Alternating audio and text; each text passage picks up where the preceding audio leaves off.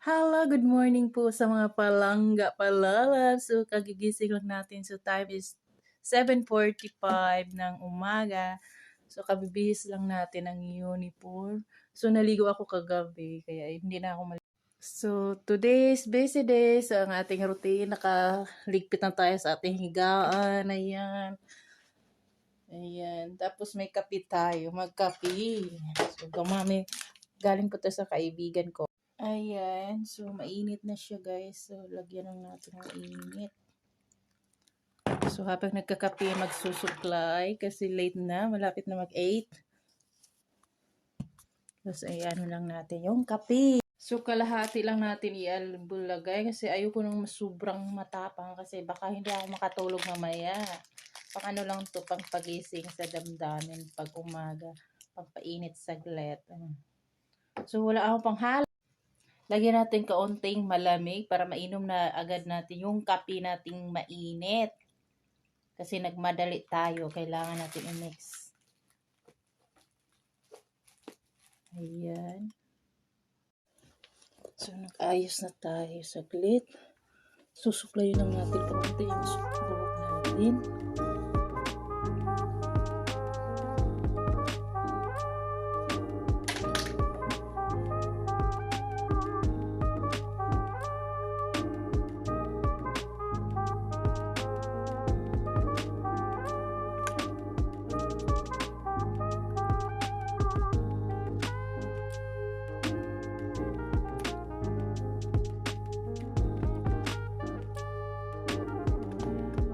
Ay, ayan. Okay na siya. Tapos maglagay na nga tayo ng honey.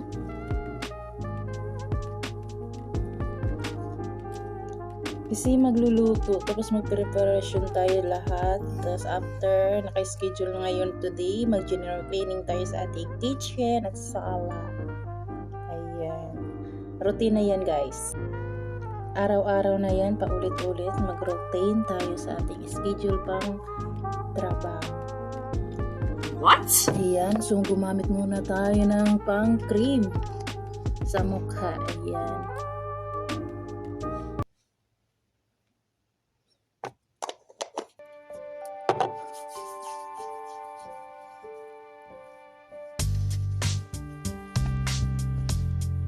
Ganyan ako maglagay. Massage muna kaunti yung pisngi. Nag-ano na yung cream. Tapos maglagay tayo ng pabango konti. So, medyo nag-ano na siya. Moisturizing yung mukha natin. Kasi kung maghapon tayo nagtatrabaho, tapos para tayo miming. Ito yung pala po sa mahala.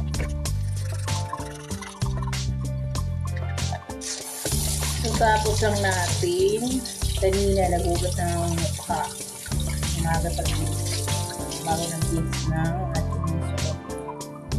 So, magmadali na tayo. Yes, ano na? So, nagmadali na tayo. Nakasuot na tayo ng medyas na musical and cream din. So, alis na tayo. Kasi busy din na kami. Please subscribe and hit the notification bell para updated kayo sa aking next vlog. Maraming salamat. Like and share. Routine lang to araw-araw. Kansan Vlogs.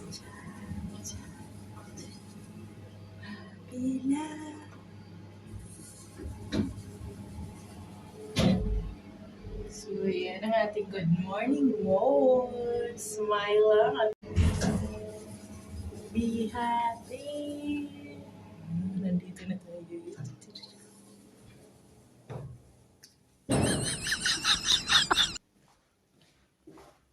See you later.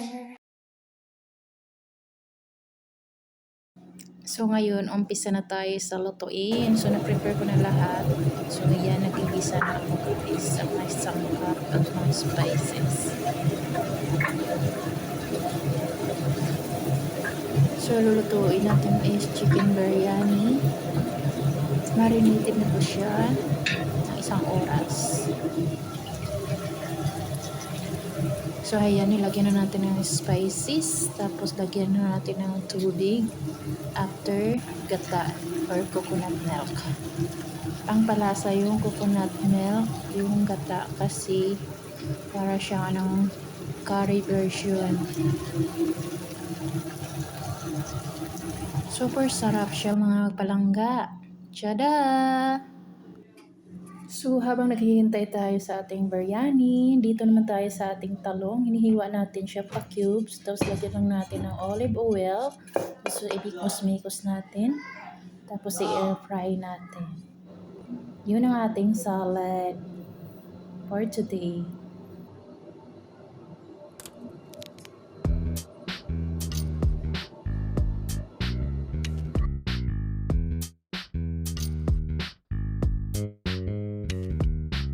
It's good video for today. So, general cleaning po tayo sa ating kitchen.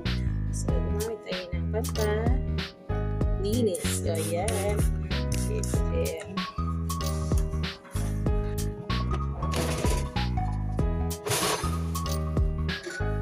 Okay.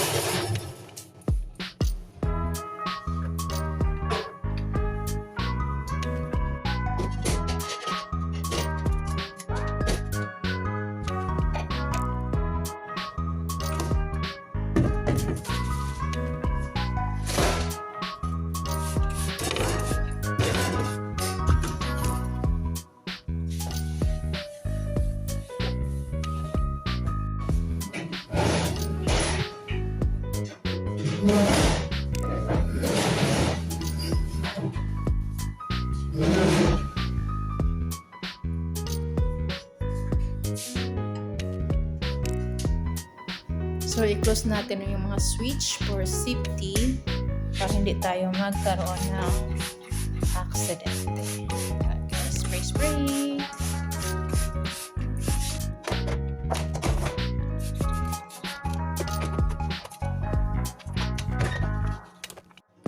So, mga palangging, gumamit tayo ng steam shot for cleaning for the paglilinis sa mga bricks sa mga oil. So, steam lang natin yun. Tapos, lagyan na natin. So, yan. Nilagyan lang natin ng filter, tubig.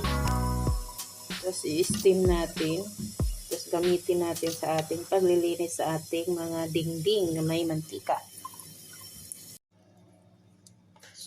Pasok na.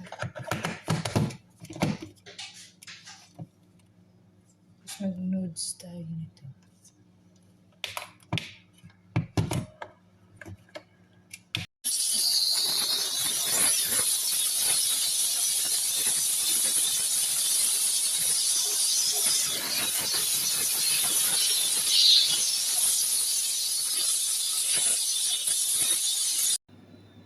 Hi, good day mga palalabs, mga palangging. So, gagawa tayo ng herbs. So, gumamit tayo ng lemon, turmeric, ginger, oregano.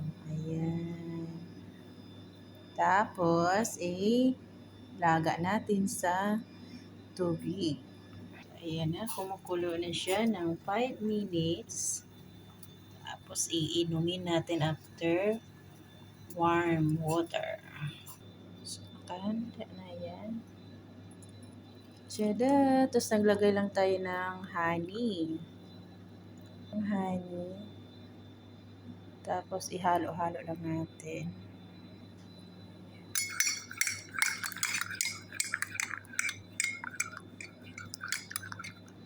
Or, pwede din tayo magdagdag ng black pepper. Ayan ang ating herbs. Ayan. So, let's drink.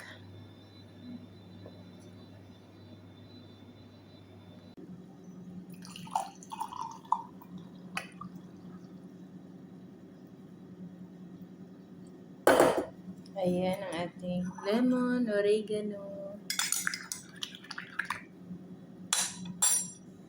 honey.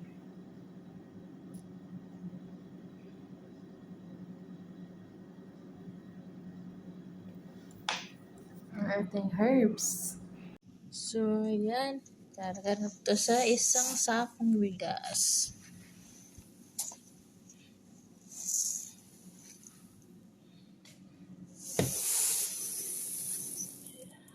So, ganyan kami guys. Pag after mag-grocery, bigas, ayan, isang kaban, isang sako.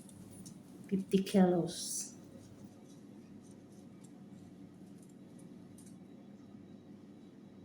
Tapos na naman natin sa ating kusina. Dito naman tayo sa ating sala. Nagpunas-punas with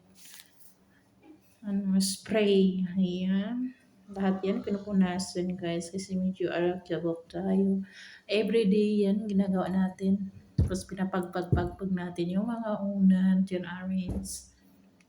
Para at least maganda ang ating sala. Pag magising yung ating mga amos, ayun, masaya naman sila magtingin sa ating sala, malinis at naka-arrange na sila guys. So, pag-prepare na naman tayo ng ano nila, kung anong gusto nilang hinihiin. Mahilig sila sa chai or coffee. Yan, laban lang at go lang sa ating mga buhay pang araw-araw gawain bilang isang OFW na isang kadami. Ayan.